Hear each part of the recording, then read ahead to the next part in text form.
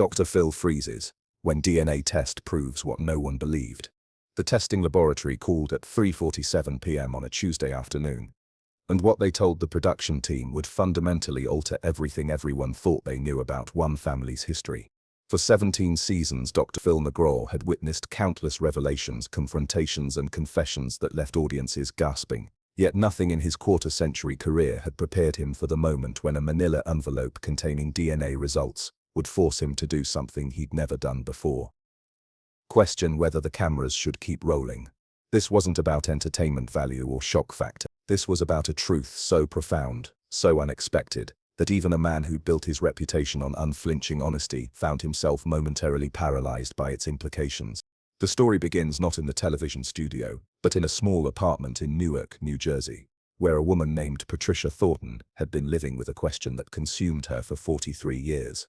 Patricia wasn't the type to seek attention or create drama for its own sake. She was a retired elementary school teacher, known in her community for her quiet dignity and the meticulous garden she maintained behind her building.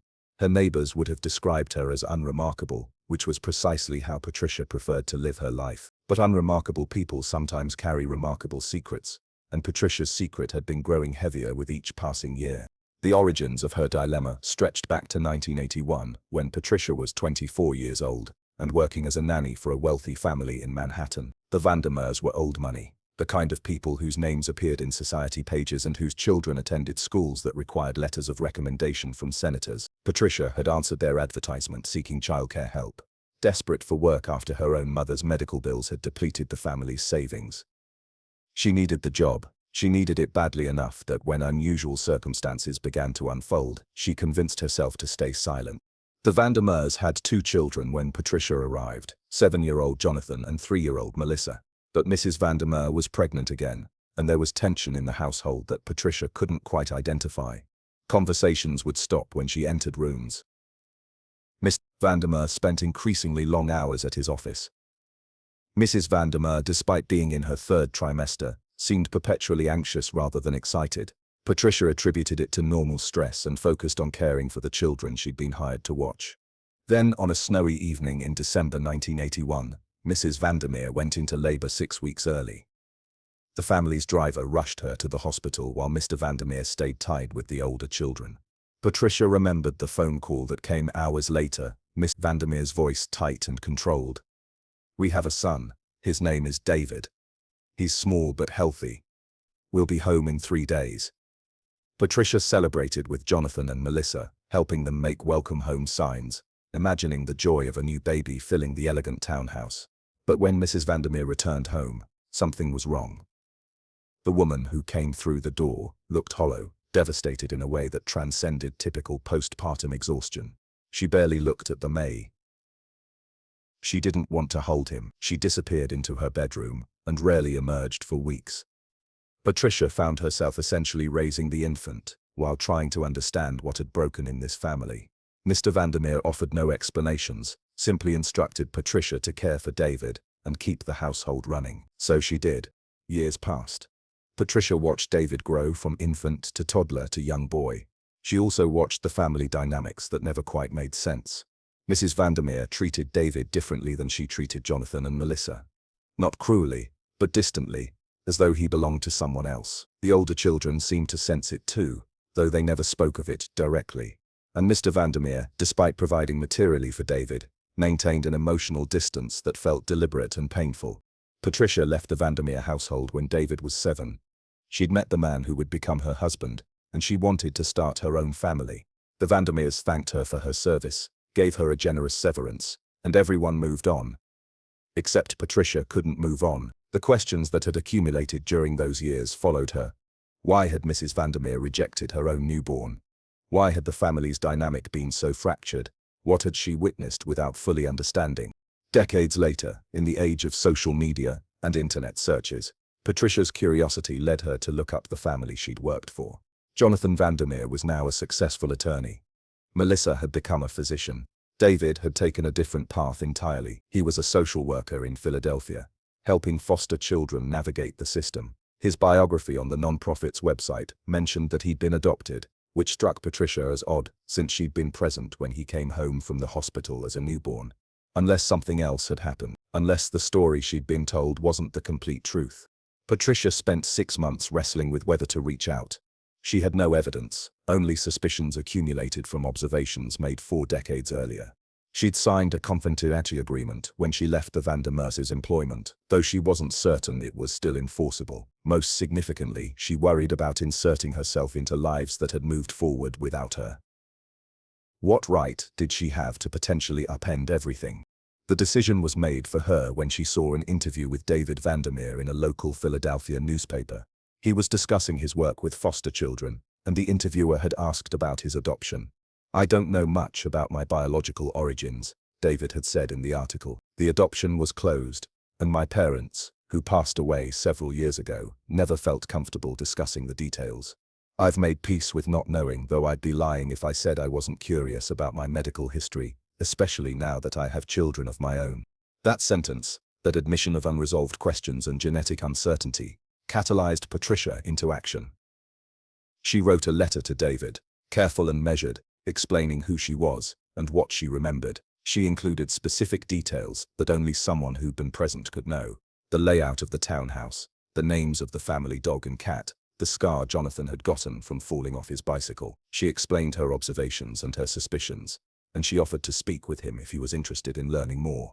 David responded within 48 hours. His email was cautious, but intrigued.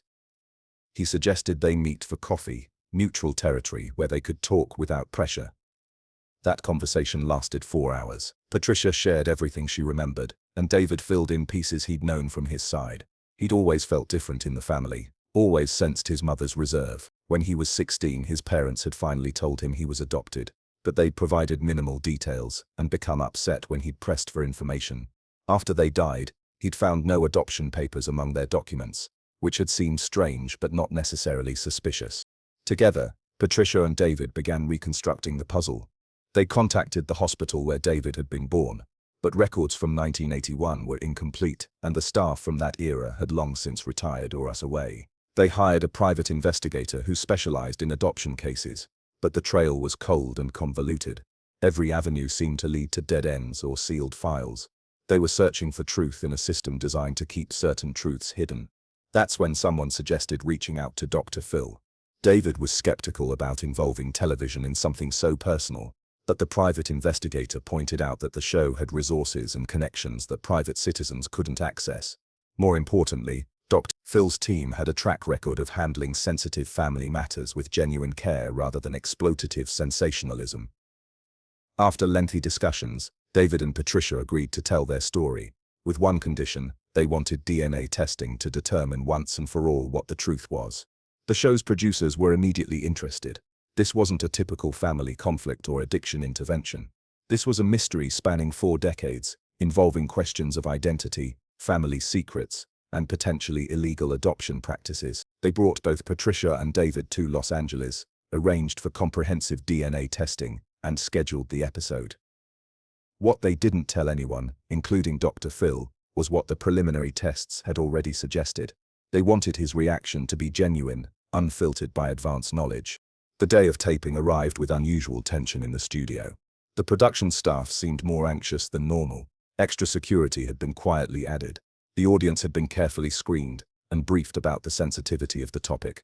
Dr. Phil entered as he always did, professional and prepared, having reviewed the case files, but unaware of what the lab results would reveal.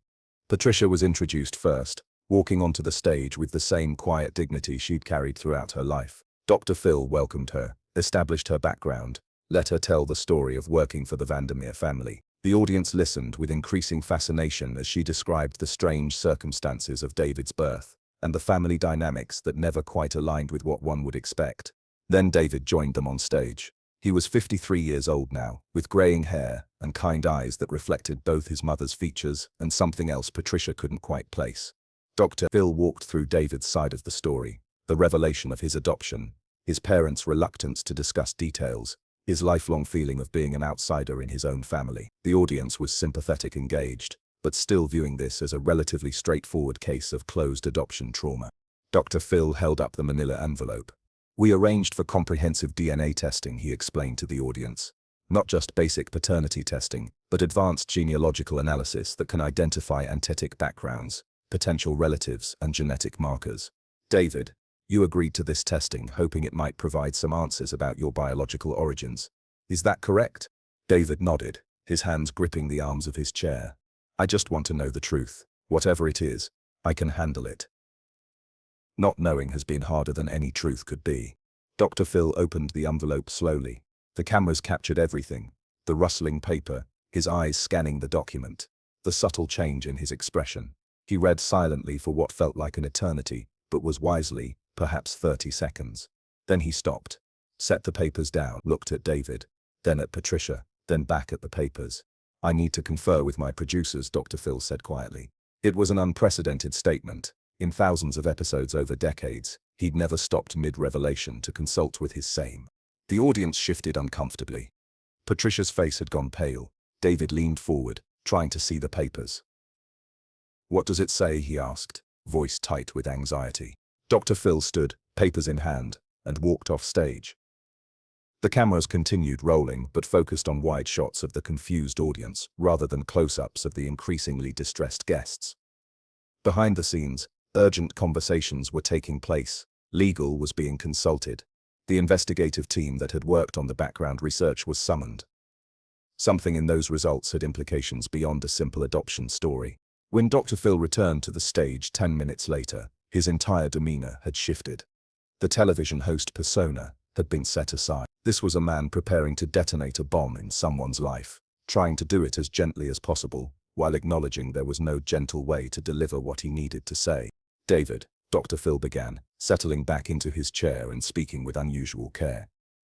The DNA results are going to answer your questions, but probably not in the way you anticipated. Before I share them, I need you to know that we've spent the last several minutes verifying everything multiple times.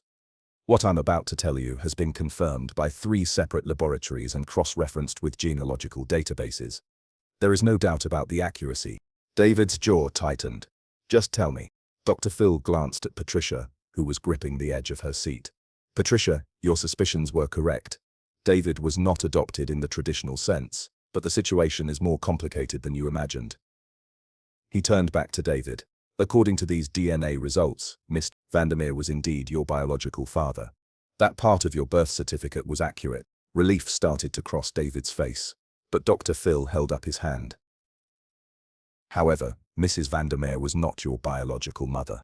The studio went silent. David blinked, processing. Then, the DNA analysis identified several close genetic matches in the database, Dr. Phil continued. One of those matches was to a woman named Maria Santos, who uploaded her DNA to a genealogical website 2 years ago. Maria Santos was born in the Philippines in 1980. She came to New York on a work visa. She was employed as a housekeeper. Understanding began to dawn on David's face. Horrified and slow, Patricia's hand flew to her mouth. Maria Santos worked for the Vandermeer family from April 1980 until December 1981, Dr. Phil stated. Our investigative team located her yesterday. She's alive, David. She's living in San Diego, and she's agreed to speak with you if you want to meet her. The revelation hung in the air like something physical.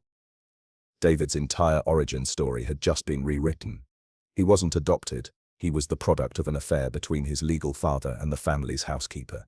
Mrs. Vandermeer hadn't rejected him because of postpartum depression. She'd rejected him because he was living proof of her husband's infidelity. They told Maria the baby died, Dr. Phil continued, his voice heavy with the weight of what he was revealing. She went into premature labor while cleaning the house. An ambulance took her to the hospital. She delivered you, held you briefly, and then was told by hospital staff that you died due to complications. She was devastated, but had no resources to challenge the story. She was in the country on a work visa, didn't speak English fluently, and was terrified of being deported. The Vandermeers paid the hospital bills and helped her relocate to California, which she interpreted as generosity rather than cover-up. Patricia was crying openly now. I knew something was wrong. I knew it. Maria has spent 43 years believing her son died, Dr. Phil said.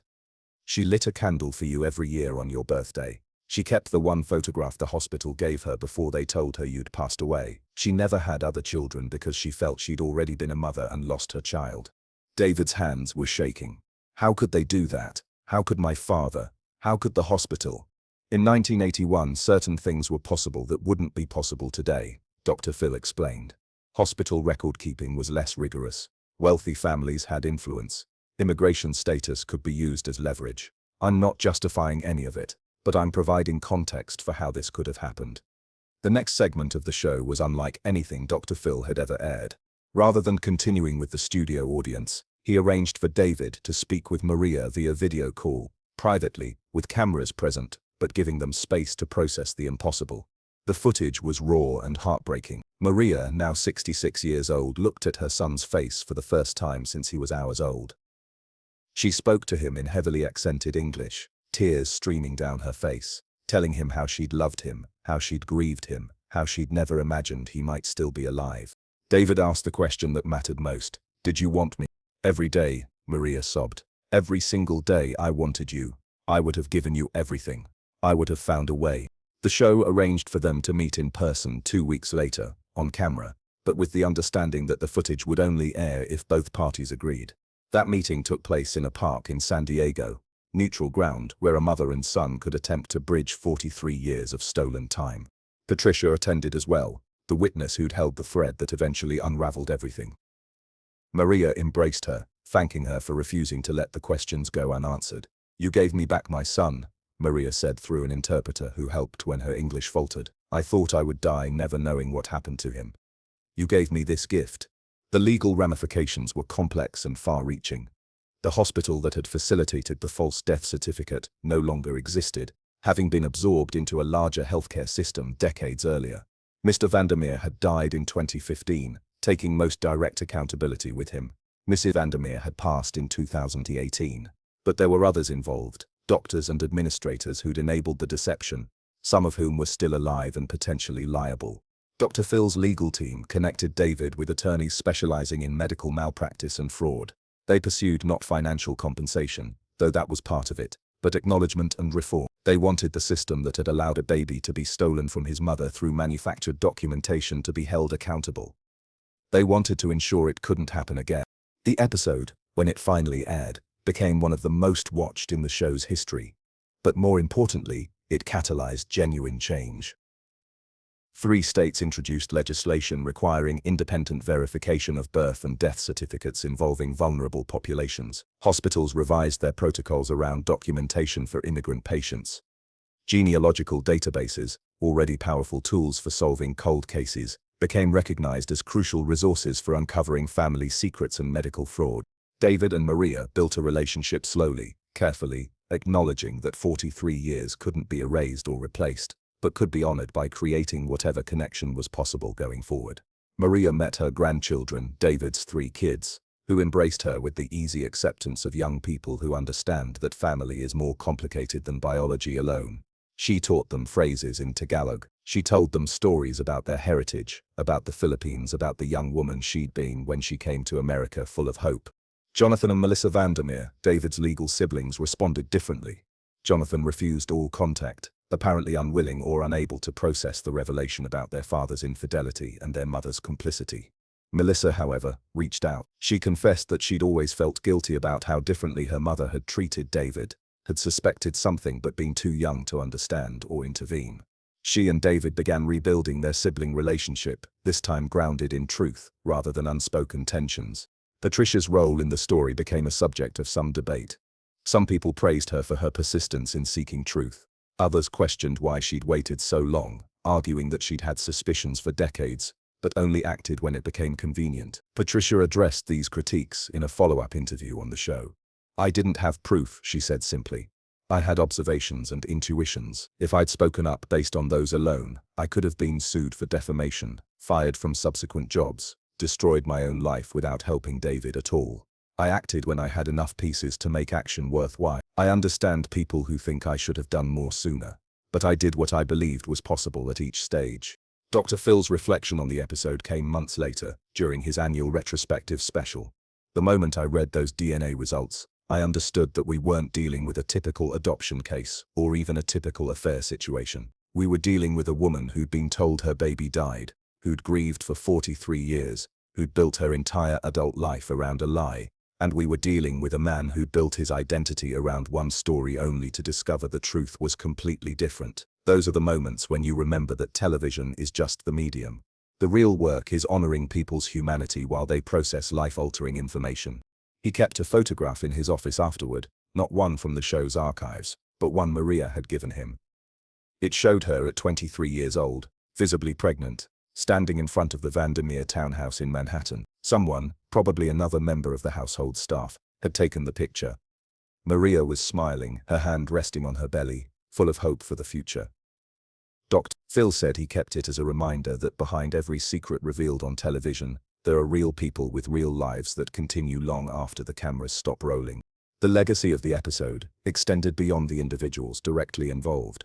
Support groups formed for people who discovered unexpected truths through DNA testing. Therapists, specializing in identity issues, found themselves with increased demand. Genealogists reported being contacted by families who wanted to proactively investigate their histories rather than wait for shocking revelations. The cultural conversation shifted slightly but significantly, acknowledging that family secrets, especially those involving powerful institutions like hospitals and wealthy families, might be more common than anyone wanted to admit. David eventually wrote a book about his experience. Not a sensational tell-all, but a thoughtful exploration of identity, truth, and forgiveness. He interviewed others who'd discovered similar secrets, spoke with ethicists about when truth-telling becomes obligation, consulted with geneticists about the unintended consequences of consumer DNA testing. The book became required reading in social work programs, particularly courses dealing with foster care and adoption. Maria returned to the Philippines once after reuniting with David, bringing her son and grandchildren to meet her surviving siblings and show them the village where she'd been raised. It was, she said, the completion to circle. She'd left as a young woman seeking opportunity, believing she'd lost everything that mattered. She returned as a grandmother, her son beside her, proof that sometimes stolen things find their way home. Patricia lived long enough to see the legislation her testimony had helped inspire pass in multiple states. She attended the signing ceremony for one bill, standing quietly in the back of the room while politicians made speeches. David found her afterward and thanked her again. "You didn't have to say anything," he told her. "You could have kept that secret forever." "No," Patricia replied firmly. "I couldn't. Once I knew there was a way to find the truth. Staying silent would have made me complicit. I'd already been silent too long." For Dr. Phil, the episode remained a touchstone, referenced whenever people asked about his most memorable moments. Not because of the shock value or the dramatic revelation, though those elements were present, but because it represented what he believed his show should be at its best. A platform for truth-telling, however complicated and painful, with the resources to actually help people rather than simply exposing their wounds for entertainment. The frozen moment, when he'd read those DNA results and understood their implications, wasn't about being speechless. It was about recognizing that some truths require you to stop performing and start thinking about consequences, about the lives that will be forever changed by the words you're about to speak. In that pause, Dr. Phil wasn't a television host. He was a human being trying to figure out how to tell a man that everything he believed about his origin was false, and tell a woman that the baby she'd mourned for 4 decades was actually alive. That's the moment that mattered, not the revelation itself, but the space before it, the recognition that truth is sacred and devastating and necessary all at once. The cameras captured the freeze, the hesitation, but they couldn't capture the calculation happening behind it. The mental checklist of a professional trained in psychology, trying to prepare people for information that would fundamentally rewrite their personal narratives. Years later, when people asked David how it felt to discover the truth, he always gave the same answer. It felt like finally understanding why I'd never quite fit, why certain relationships had always been strained, why I'd spent my whole life feeling like I was living someone else's story. The truth didn't make everything better immediately, but it made things make sense. And sometimes making sense is the first step toward healing. Maria, asked the same question, responded differently. It felt like resurrection. I had buried my baby in my heart. I had grieved and moved forward, because that's what you do when you lose a child. Finding out he was alive this whole time, that I could touch his face and hear his voice. That was like getting to live a life I thought had ended 43 years ago. Not getting that time back, but getting new time, different time I never expected to have. And Patricia, asked why she thought the story resonated so deeply with audiences, offered perhaps the most incisive observation. People want to believe that truth matters, even when it's inconvenient or uncomfortable. They want to believe that secrets can't stay buried forever, that wrong things can be made right even decades later. This story, David and Maria's story, proves that sometimes truth does win, not easily, not quickly, but eventually, and sometimes that's enough to give people hope about their own buried truths, whatever those might be. The photograph that started everything, the one from the genealogical database that connected the dots, never appeared on television. It remained private, precious, belonging only to David and Maria. But its existence proved that sometimes the smallest pieces of evidence, preserved by accident or intuition, can become the key that unlocks decades of silence. Dr. Phil's freeze became emblematic, not of shock or surprise, but of responsibility, of the moment when entertainment stops and humanity begins. When a person with power and platform recognizes that they're holding someone else's entire world in their hands and must handle it with appropriate care. That's the real story, not the DNA results themselves, but what we choose to do with truth once we've discovered it, and whether we have the courage to speak it even when silence would be easier.